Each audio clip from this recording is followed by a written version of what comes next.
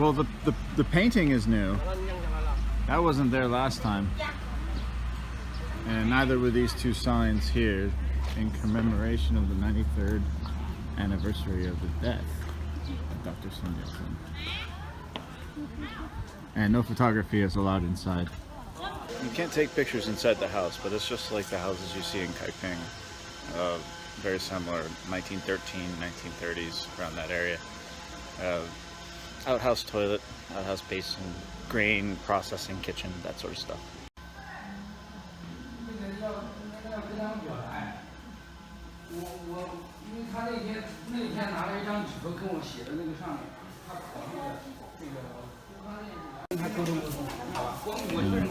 Yeah, it's like a maze in here, this old village.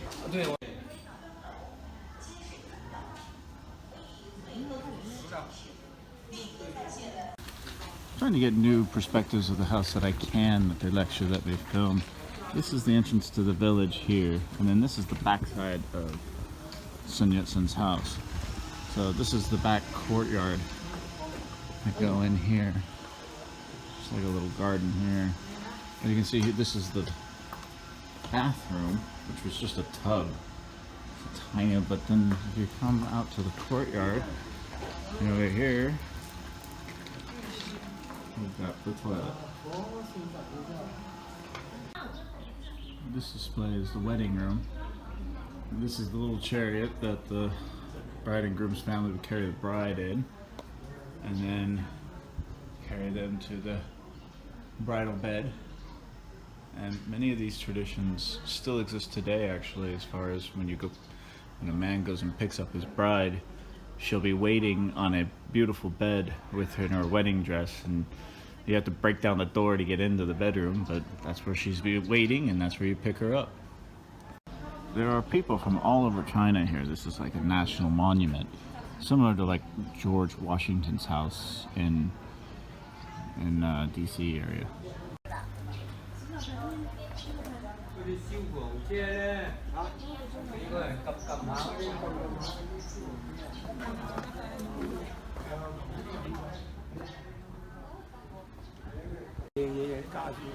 Arrow slits.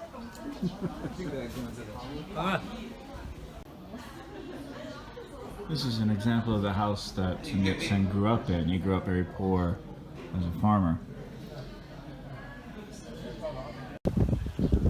A middle-class peasant family. That's interesting. More than one room. Yeah, upstairs, the second floor. I guess they do have an upstairs. Huh. I was born in a house like that with a door like this.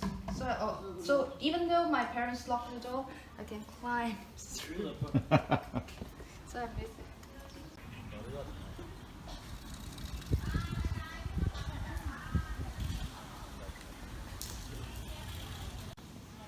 I love these walls made out of, shells. These are beautiful.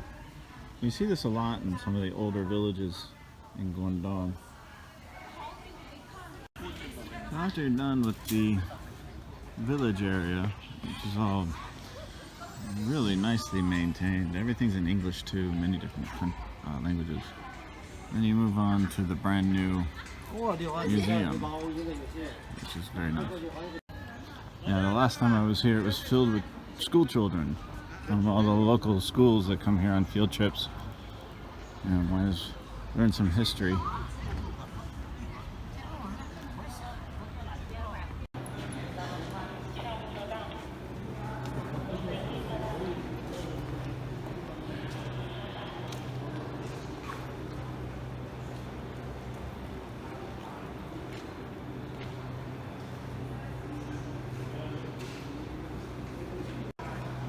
According to this little statue, he's actually kind of a modest man as far as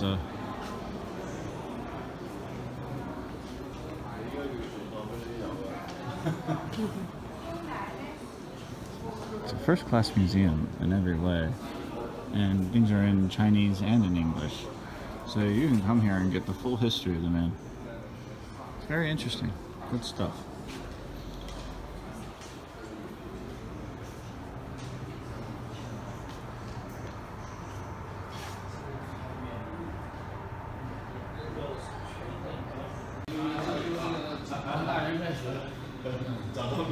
This is the model of the room he practiced medicine in. And that iron bed is from Macau. This is a model of what they're planning to build here. We are right here where that little burning house is. And then this bright light is the high-speed train that goes from Zhongshan all the way down to Zhuhai. And they're going to build all of this, putting all these bridges, and then this bridge here in tunnel is going to connect Zhongshan to Shenzhen in the next 5 to 10 years. Big, big project.